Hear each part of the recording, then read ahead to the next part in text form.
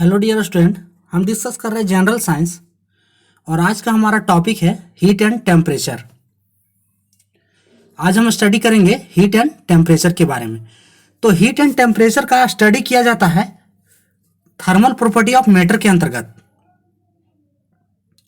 Thermal property of matter के अंतर्गत है जो हीट एंड टेम्परेचर का स्टडी किया जाता है। तो हीट क्या होता है? हीट होता है form of energy. It is form of energy. यह एनर्जी का एक फॉर्म है, एनर्जी का एक रूप है जिसे हीट कहते हैं। It is form of energy. और way of transfer of energy, way of transfer of energy, जिसमें एनर्जी का ट्रांसफर होता है तो वह कहलाता है, इसे हम हीट कह सकते हैं। अब एनर्जी का ट्रांसफर जो है दो टाइप से होता है।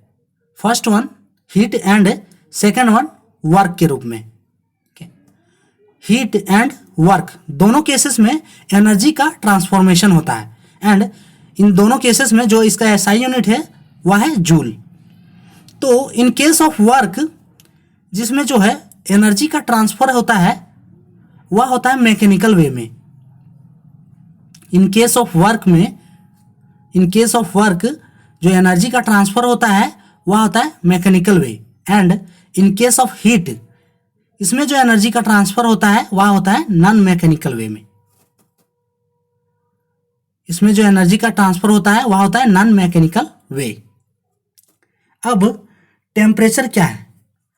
टेम्परेचर जनरली होता है ये डिग्री ऑफ हॉटनेस और coldness.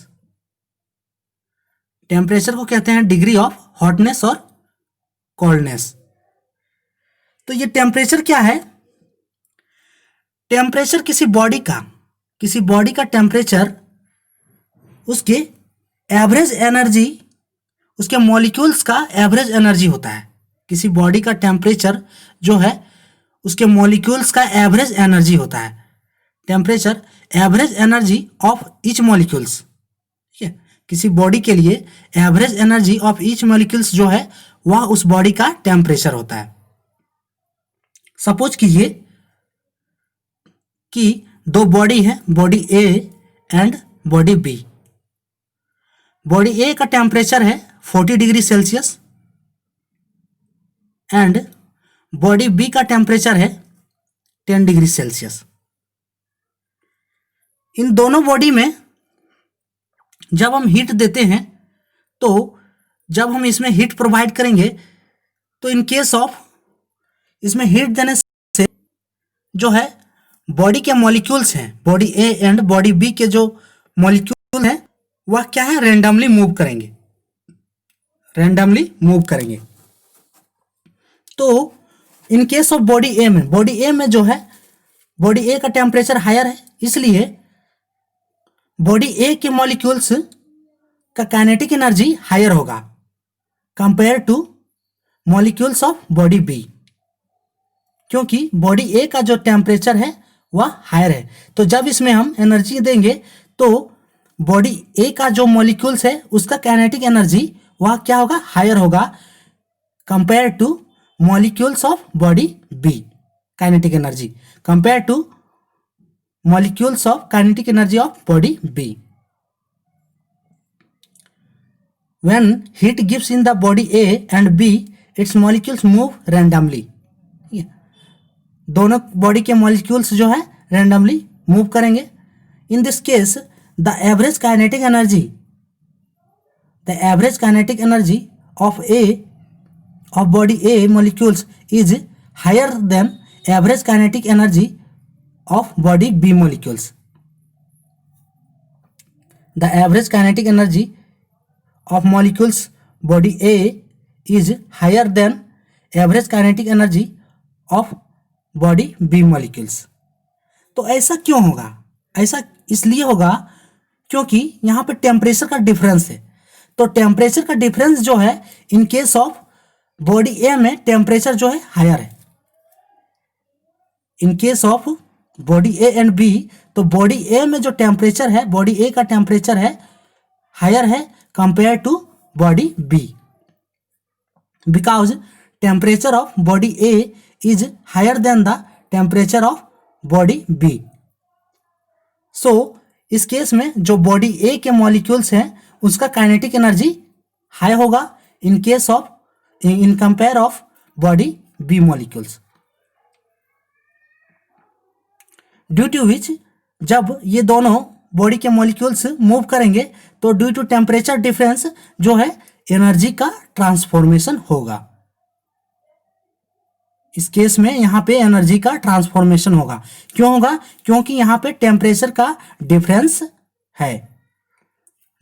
thus due to temperature difference transfer of energy takes place from body A to body B. अब ये आपको ध्यान रखना है कि एनर्जी का ट्रांसफर कहाँ होगा, एनर्जी का ट्रांसफर किसमें होगा? तो एनर्जी का ट्रांसफर जो होगा वह बॉडी ए से बॉडी बी में होगा, बॉडी ए से बॉडी बी में होगा। thus due to temperature difference transfer of energy takes place from body A to body B. और ये कब तक होगा? एनर्जी का ट्रांसफर कब तक होगा? जब तक कि दोनों बॉडी के टेम्परेचर इक्विलिब्रियम पोजीशन में नहीं आ जाए। जब तक दोनों बॉडी के टेम्परेचर क्या है, इक्विलिब्रियम स्टेज में नहीं आ जाए, तब तक जो है फ्रॉम बॉडी बी जो है बॉडी ए से जो है एनर्जी का ट्रांसफॉर्मेशन बॉडी बी में होगा।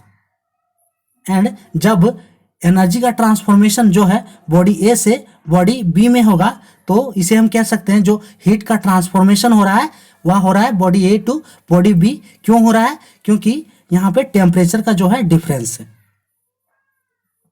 ड्यू टू टेम्परेचर डिफरेंस जो है बॉडी ए का जो है एनर्जी बॉडी बी में ट्रांसफर हो रहा है। और ये कब तक हो रहा है? एट द इक्विलिब्रियम पोजीशन, कि दोनों बॉडी इक्विलिब्रियम पोजीशन में नहीं आ जाए।